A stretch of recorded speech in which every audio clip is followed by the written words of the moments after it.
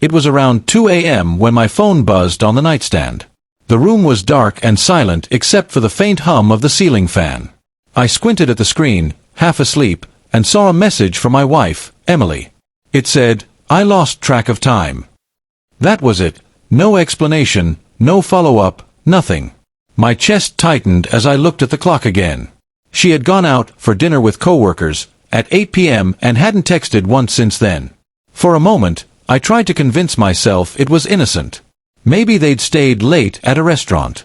Maybe her phone had died earlier. But deep down, something didn't sit right. Emily was always the cautious type. She'd text even if she was running 10 minutes late. The silence for hours and the sudden vague message at 2 a.m. didn't sound like her.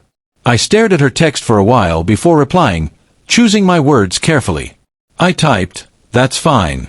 I just hope you told Mark you're married before it got too late." Then I hit send. It wasn't an angry message, just calm, direct, and loaded with meaning. Mark was her co-worker, the one she'd been mentioning a bit too often lately. For a few seconds, there was no response.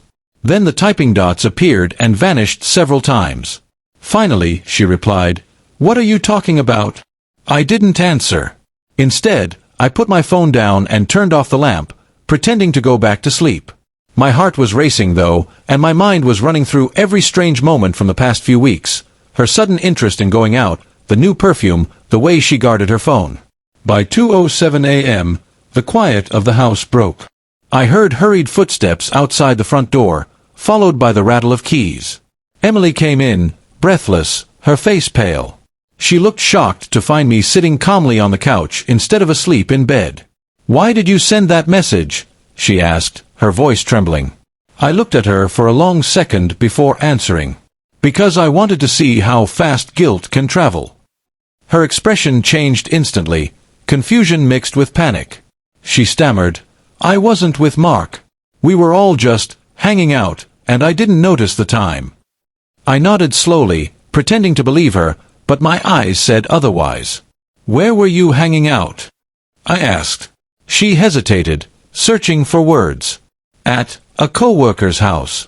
We were playing cards." Her story sounded forced. I kept my tone calm and steady. "Strange. I called your office earlier to ask when you'd left. Your boss said Mark left around 8:02. Coincidence?" She opened her mouth to speak, but no words came out. Her hands were shaking. I stood up, walked past her, and picked up her purse from the counter. I handed it to her. "You might want to check your phone. It's been tracking your location all night." Her eyes widened. She pulled out her phone, unlocked it, and saw the location history still open on the screen, from a small motel on the other side of town. For a moment, silence filled the room. She looked at me, tears welling up, and said softly, "It's not what it looks like." But her voice broke halfway through the sentence. I didn't yell. I didn't accuse. I just said, "You don't get to decide what it looks like anymore." Then I walked to the bedroom and closed the door. That night, she slept on the couch. I didn't sleep at all. My mind replayed everything, the lies, the excuses, the cold dinners waiting for her. The woman I thought I knew had become a stranger right before my eyes. Her 2 a.m. message wasn't just about losing track of time, it was about losing track of loyalty.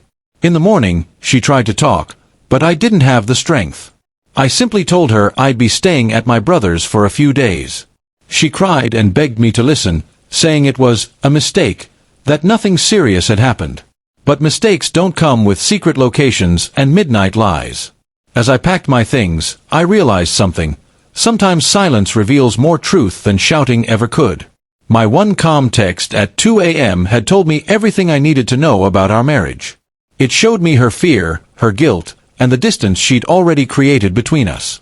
When I left the house, she stood in the doorway, tears running down her face. I didn't look back. Because at 2 a.m., when she said she lost track of time, I realized I had lost track of her long before that. And now, there was no message that could undo what was already broken. By 2:10 that night, her panic had said more than any confession ever could.